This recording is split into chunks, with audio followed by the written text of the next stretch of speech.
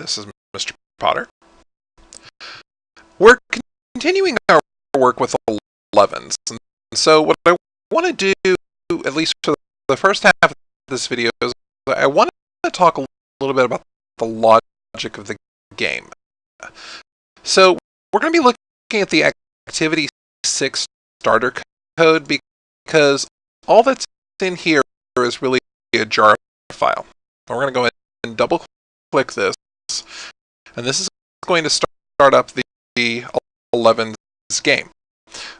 We've played this game before, by the way.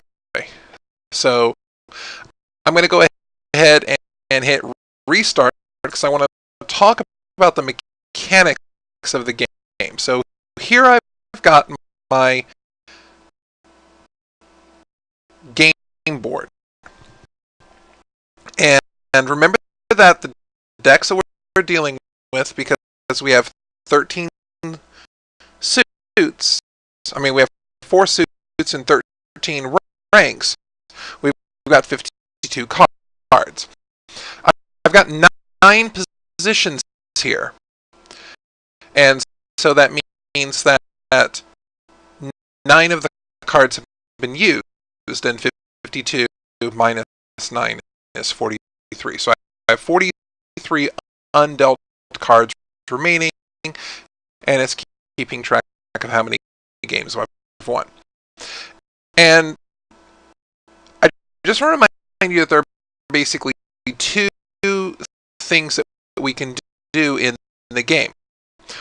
One of the things that we can do is find a pair of cards that add up to 11. In other words, their rank values. Not their rank values, but their values, the place values, the point values have to add up to 11. So I've got this card here, which has a point value of 10, and this card here, which has a point value of 1. So they add up to 11, and I can choose to replace them.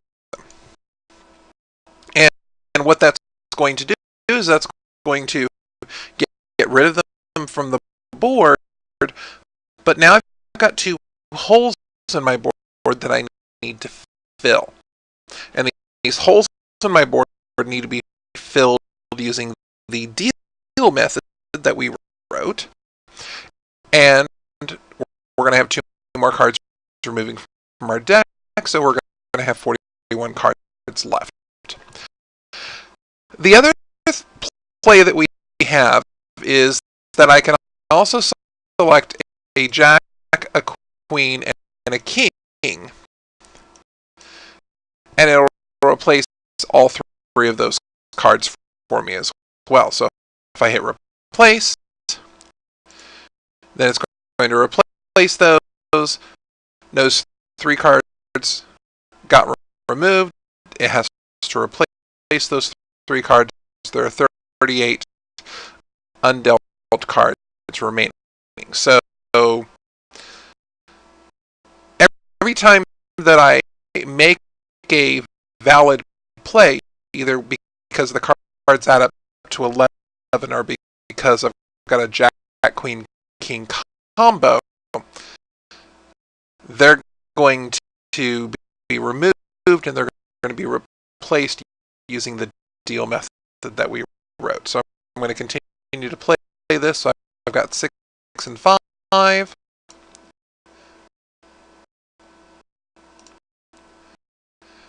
And that works. I've got 10 and ace. That works. I've got a 9 and a 2. That works.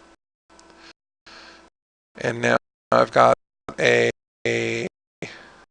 what do I got? I've got a jack, a queen, and a king. That's going to work out pretty well. Come on, click the king. Excellent. And now I'm looking for plays that I've got here. I've got a 3, and 3 will go with an 8. 6 would go with a 5. So what play do I have at this point? I've got a 7 and a 6. That's 13, though. So 7s and 6s won't work. 8 and 3 would work. That's really the only play I've got. And it gives me the sorry you lose. Every time that I make a play, it's removing the cards, it's replacing them with the deal, and then it's reevaluating the situation. Notice that the game board knows if I've won or lost. In other words, the game board knows if it's possible for me to make a play. And that's kind of important because it really shouldn't tell me that I have a play available if there is no such play available. So when we're talking about things that we need in a game, first off, I need to know if I'm dealing with a valid play. I mean, if I let me go ahead and restart this. If I try and put an 8 and a 4 together because I'm horrible at adding and I hit replace, notice that it gives me that ding. It gives me an error message. It basically says, no, you can't make this play. 8 and 4 don't work. So I need to find some other play.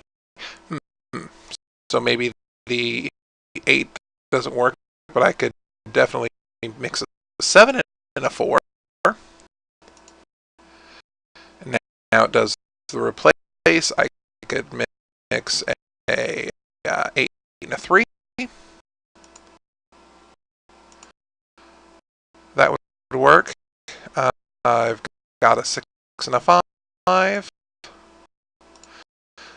Got an ace and a 10.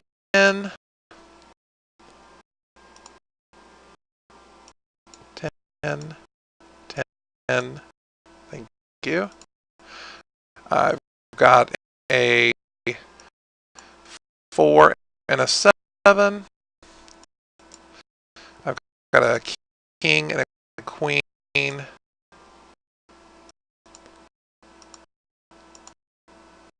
a jack. I've got a 9 and a 2. And I've lost again. Now, what's eventually going to happen is this number is eventually going to get down to below 9. And eventually, what's going to happen is I'm going to have holes here that aren't going to be refilled because there's no cards left to draw from. And if there's no cards left to draw from, then I'm going to have to make a play with whatever cards I have. The nice thing is that every card in there has to have a matching pair. Every ace matches with a 10. Every 2 matches with a 9. Every 3 matches with an 8, and so forth. And every jack, queen, and king will match together. So a deck of 52 cards will always be able to play completely out. In other words, if I reach that final stage where all I have are these 9 cards, or some subset of these 9 cards, then I'm going to be able to make a play, and it's going to work out. And I really would like to try and actually win a game on screen. So let's try this once more, and then we'll actually get to code here.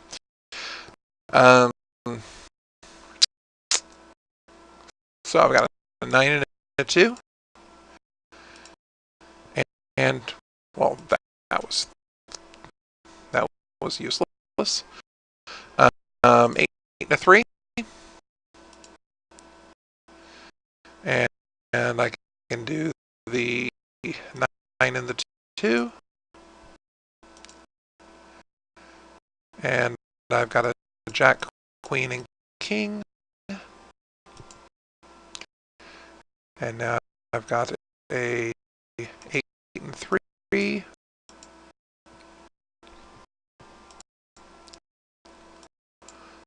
I've got a 5 and a 6.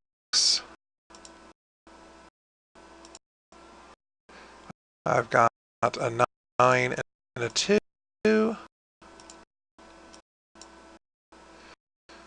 I've got another 9 and another 2. Come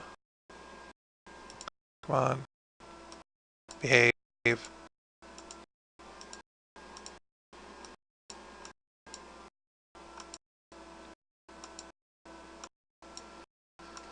Seriously, click the 2. Thank you. Okay, and now I've got a 7 and a 4. That'll match up. I've got a Jack, a Queen, and a King.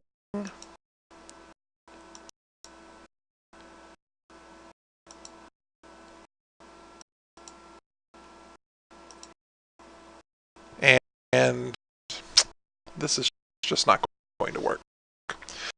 So I'm going to try off screen for a few minutes until I get a situation where I'm down to the final cards, and we'll show you what happens when I get down to that final situation.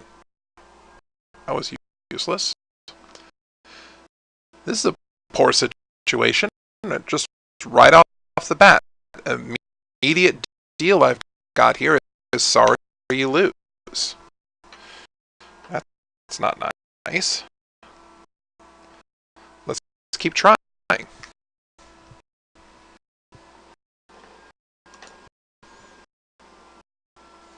Oh, that's even better. Let's keep trying.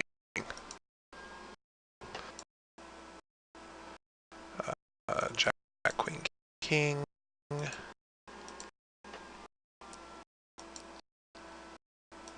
Ace and 10.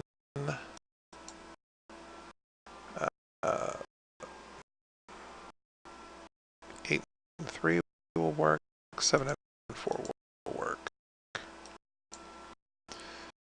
8 and 3 will work.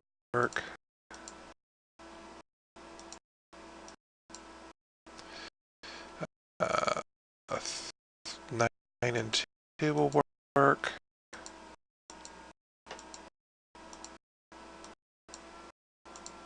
9 and 2 will work. 9 and 2 will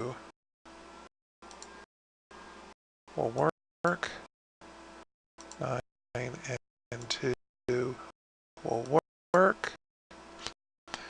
I've got a Jack, Queen, King.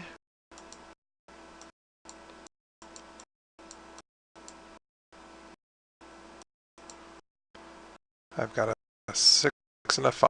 So at this point, I only have 9 cards remaining. So now if I match the 6 and this 5, come on, I click replace. 7 cards remaining. So I'm going to have an 8 and a 3 that I can play.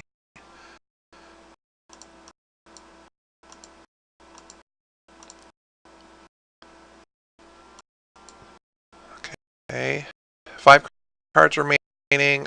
I've got a Jack, Queen, King combo here.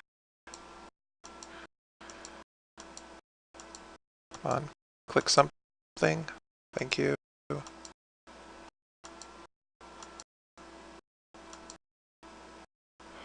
about this queen? You gonna click queen? And you king? King, are you gonna click? Excellent. Two cards remaining. Let's put an ace and a 10 together. And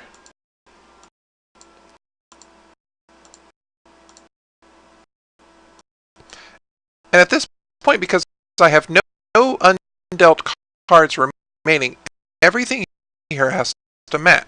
So I've got a jack, a queen, and a king. And I've got blanks now. I've got a 6 and a 5. Those have to match. I've got another 6 and a 5.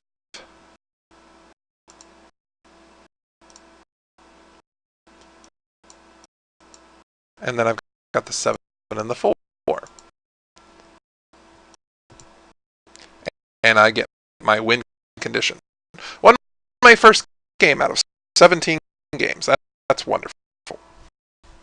So now that we've got the idea of how the game board works, we really need to talk about what things we need to check on. So I want to take a look at the Activity 7 code because it has something that I want, and that's this 11s board. This is kind of the main board, the main idea here. And so we've got some static variables that we're going to be dealing with. And of course, we could always change these, but I've got my board size, I've got my ranks, I've got my soots, and I've got my point values. Notice that for this, we've got point values of 0, 0, and 0 for jacks, queens, and kings. We really have to treat those as a special case because that's not where you're making sure that a pair are matched. You're making sure that more than 2. You're making sure that 3 are matched. I'm going to have an array of cards in a deck. This array of cards is actually the cards that we see on the board. So there's actually going to be 9 of these. And we're going to see that down here in our constructor.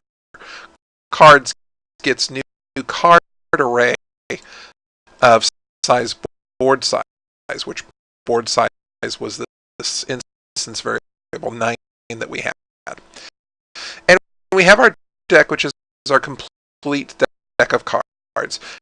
And then we've got this static final variable, which will tweak based on our needs. It's called I am debugging. And I can set it to true, and it'll make sure that debug messages are printed on the screen, or I can set it to false, and it's just going to go through a traditional playthrough. Here's our constructor. So we've got public 11s board, and right now at this point, since we're still planning it out, it's still a console. So cards gets new card array of size board size. This deck is going to get a new deck with the ranks, soots, and point values. And we've written both of these classes in previous videos. And if I am debugging, then we're going to print out the status of the deck. Remember, this calls the toString method, which prints all the cards in the deck that have been dealt and all the cards in the deck that have not been dealt. And then we're going to call in a method called deal my cards. So at the very beginning of the game, 9 cards are dealt.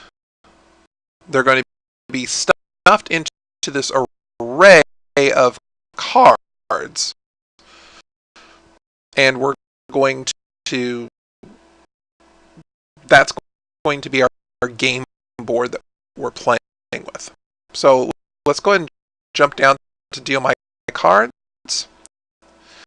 So the deal my cards method, come on, deal my cards. Here's deal my cards. Notice what it does is it just goes through a loop for cards.length and make sure that each one of those elements of the array is filled with a deck dealt card. In other words, a card from our deck. So we're going to fill up our array. That's part of our constructor. And now we get to the concept of the game board. So the question is, how do we know if we've won? We know that we've won the game if every element in our cards is empty. So we're going to have a method down here. Game is won, so it's going to say, is the deck empty? And is every card in our card array empty? Then we're going to go ahead and return true. If any of these other situations doesn't happen, in other words, if I still have a card left over, then no, I haven't won. And if I still have cards left in my deck, then no, I haven't won. So this is going to tell me whether or not I've won. So then the other thing I need to do is figure out, okay, I need to do things to make this game work. I need to know if a particular spot is empty. I'm going to need to know what the size of the board is. I'm going to need to know how to start a new game. And so that's what all of these methods are, and we're just going to kind of discuss what these methods do. Later on, we're going to talk a little more about the logic of the game. In other words, how does the game know if the game is truly lost? How does the game know if a move that we've selected is a valid move? And we're going to talk about that later. That's actually going to be in another video. Right now, we're just kind of talking about the structure of this 11's board class. So we've got new game, and new game is basically going to reshuffle the deck, and it's going to redeal the cards. Remember that our deck.shuffle uses the selection sort type shuffle that we talked about in our previous video, and then we're going to redeal all of these cards. Int size is going to give me the cards.length. This is basically an accessor for our board, because at some point we'll need to know how many cards spaces do we have available. We'll need to know if a particular spot on the board is empty, or if the board is empty. So we're going to go through and check each spot, and if all the cards are null, we're going to return true. But if one of them ends up not being null, then it's going to be false. Keep in mind that cards are objects.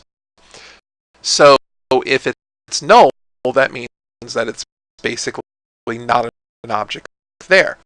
If it is an object there, then card has a toString that we can access. I can deal at a particular location, and this is going to be helpful if I've made a play, if I've made a successful play. I've got to remove the two cards from the array, and I'm going to have to refill those with cards from my deck if I have cards available. So that's going to be important as well.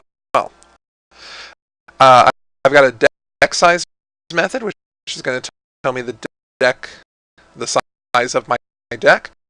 I can figure out the card at a particular spot, and this is going to be helpful to check to see if I have a valid move. And then I have this replace selected cards.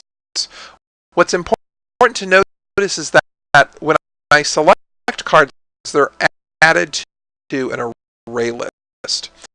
And when I deselect cards, they're actually removed from an array list. And then what we're going to do is we're going to redeal those cards.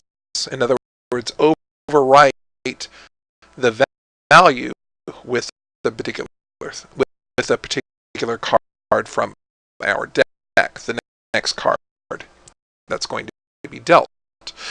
Of course, I'm only going to want to call this method if what I've selected is a legal play, and we're going to talk more about those legal plays in a later video. Then I've got this card indices, which basically says, okay, I've selected on spot 2 and spot 5 because those should make a pair. So I want to take those cards and make that a list. So I've got an array list of integers, and it's basically if that spot is null, or if that spot is not null, I should say, then we want to add that to our array list. This is something that's going to be passed on to replace selected cards, and it's going to be passed on to some other methods.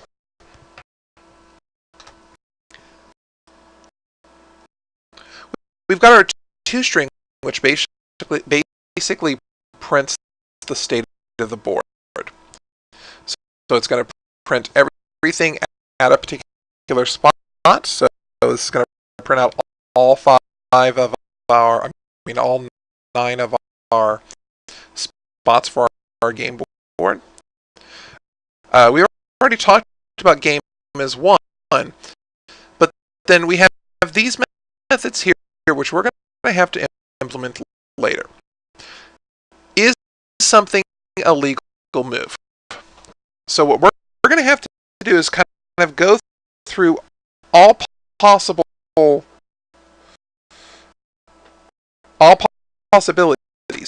Either it's matching a pair of 11s, in which case it's a legal move, or it's matching a jack, queen, king, in which case it's an illegal. It's a legal move. If it's anything else, then this is going to have to return a false. This is something we're going to implement a little bit later. Similarly, another play is possible, which is probably going to need to go through all possible combinations of groupings of 2 cards or groupings of 3 cards to see if another play is actually possible. Because if another play isn't possible, then either I've won the game or I've lost the game. And whether I've won or I've lost actually depends on how many cards I have left in the deck. If I have no cards left in the deck and all of the cards have been selected, I've won the game. If I've got cards left, then I clearly haven't won the game. And then we're going to have the two moves that we've talked about. The idea is that if I have two of these elements in our list that add up to 11, then I should be able to say, yeah, this is a pair of 11s. This is a pair that adds up to 11, and I can remove it from my game board. Or I can say, hey, this is a triplet that contains a jack, contains a queen, and contains a king, and I can remove it from my board. So we're going to be writing these methods later on. So the whole purpose of today's lesson is just kind of get a feel for the game of 11s, how to play the game, how to go through everything, and then an idea of how to write this as a console before we start trying to implement this as a GUI. So once again, this is Mr. Potter. Thank you for watching. Have a great day.